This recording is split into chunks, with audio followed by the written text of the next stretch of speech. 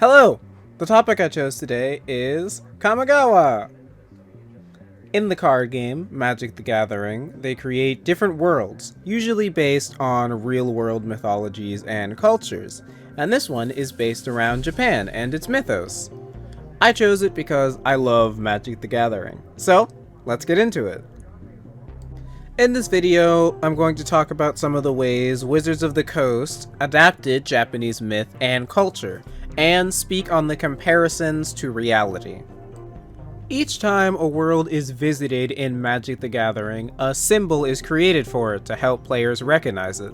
The first symbol in Kamigawa is a silhouette of a torii gate. In Japan, these gates represent the entrances to a Shinto shrine. They mark the transition from mundane into the sacred, and are known as places that kami travel through. But what is a kami? Kami are the deities or spirits of Shinto culture.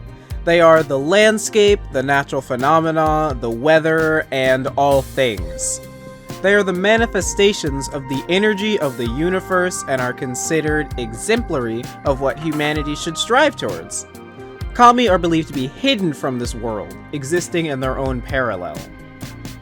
Now, vague, invisible energies don't exactly work with a game that's about slamming bears against dragons until one side wins, so artists and the creative team were challenged when making the immaterial material. And boy, the creations they came up with were... well, let me show you. Yeah, so as you can see, they went for a surrealism angle with it. Strange body parts combined with inanimate objects, creating an unsettling but identifiable style. This design choice was controversial and changed for future visits of the world, but that's not the point of this video. Moving on.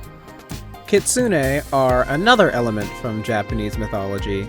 They are benevolent messengers of the gods with up to 9 tails, each one representing 100 years of life and knowledge. On Kamigawa, they are just fox people.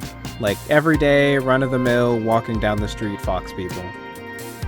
There is one, known as 8.5 Tails, who accidentally helped a war break out, so as penance he cut off 1/2 of his 9th tail, deeming himself unworthy of its honor. So it's clear some elements of the mythos were taken into account. Lastly, I want to mention the Jite. Bringing a sword into the shogun's palace was a crime punishable by death in ancient Japan. So, other weapons, such as the jite, were used by the guards. They were blunt objects with a hook on them, called a kagi. They were used to snag on clothing or grab on an opponent's mouth or nose.